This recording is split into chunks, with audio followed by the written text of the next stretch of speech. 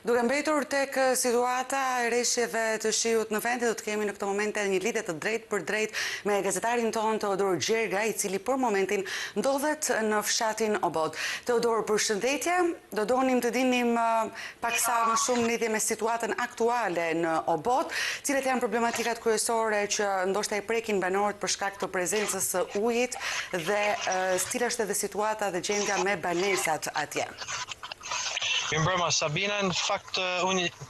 së bashku me operatorin Mirjan Drabea jemi zhvendosur në fshatin Obod, ku duhet të thënë që në momentet që flasim me rënjën e hapësirës duket se ka pasur dhe një shtim të nivelit të ujit në rrugën hyrëse, e cila vjen që të jetë e bllokuar, të paktën është ajo çfarë duket dhe fare lehtë mund ta verifikosh diçka të tillë.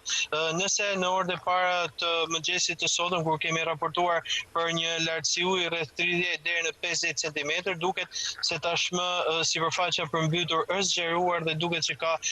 me rënjën e natës një nivel më të lartë të ujit në këtë rrugë, duke bërë totalisht të pamundur për të aksesuar nga banorët e zonës me mjete të ulta.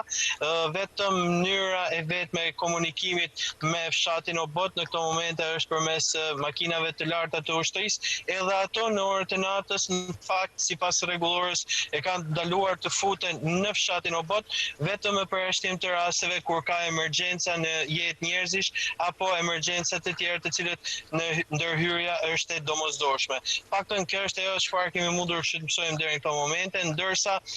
sa i takon pjesës tjetër të qarkut duket se ka një situatë më të normalizuar në bashkitë e tjera. Dori, sipas informacioneve që ju keni, a mendoni që do të ndërmerren masa nëse rreshtet do të vijojnë, apo mbase do të jemi në të njëjtën situatë edhe për në orët në vijim? Të paktën nga ajo çfarë duket në terren, por dhe çfarë është komunikuar gjatë ditës së sotme nga Komiteti i Emergjencave në prefekturën e qarkut të Shkodrës, nga prefektja Holta Duda, e cila ka konfirmuar që situata po mbikëqyret dhe deri në ato momente ka qenë një